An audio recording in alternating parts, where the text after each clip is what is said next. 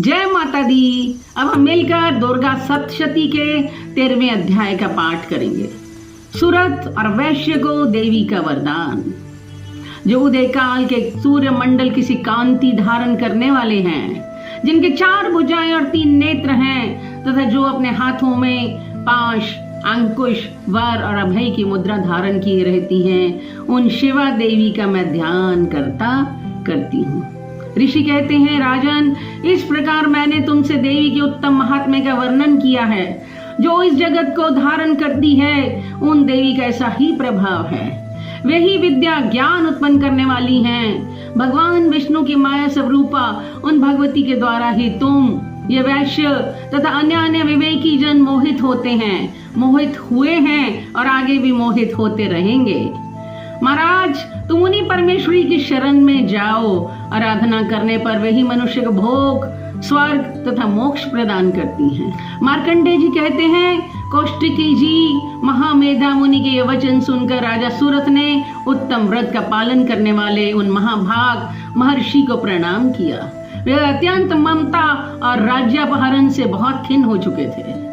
मामू ने इसलिए विरक्त होकर वे राजा तथा वैश्य तत्काल तपस्या को चले गए और वे जगदम्बा के दर्शन के लिए नदी के तट पर रहकर तपस्या करने लगे। वे वैश्य उत्तम देवी सूक्त का पाठ करते हुए तपस्या में प्रवृत्त हुए।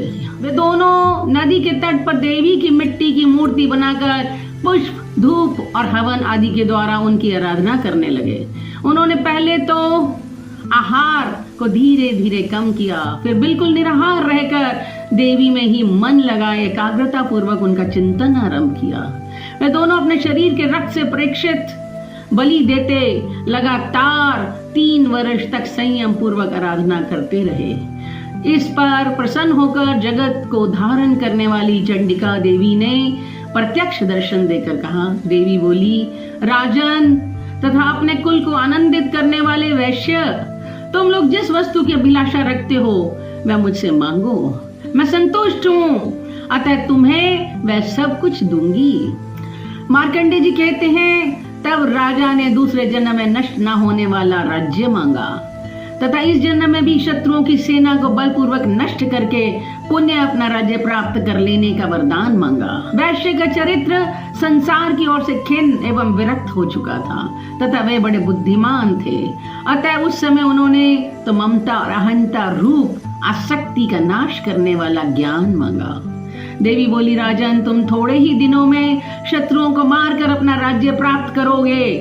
अब वहां तुम्हारा राज्य स्थिर रहेगा। फिर मृत्यु के पश्चात तुम भगवान विवस्वान सूर्य के अंश से जन्म लेकर इस पृथ्वी पर सवर्णिक मनु के नाम से विख्यात होगे। वैश्य व्रय, तुमने भी जिस वर को मुझसे प्राप्त करने की इच्छा की है उसे मैं देती हूँ। तुम्हें मोक्ष के लिए ज्ञान प्राप्त होगा। मार्कंडेय जी कहते हैं, इस प्रकार उन दोनों को मनोवांछित वरदान देकर तथा उनके द्वारा भक्ति पूर्वक अपनी स्तुति सुनकर देवी अंबिका तत्काल अंतर ध्यान हो गई। इस तरह देवी से वरदान पाकर क्षत्रियों में श्रेष्ठ सूरत सूर्य से जन्म ले सवर्णिक नामक मनु हुए। श्री मार्कंडेय पुराण में सवर्णिक मनवंतर की कथा के अंतर्गत देवी महात्म्य में सूरत और वैश्य की वरदान नामक 13वां अध्याय पूरा हुआ। जय माता दी।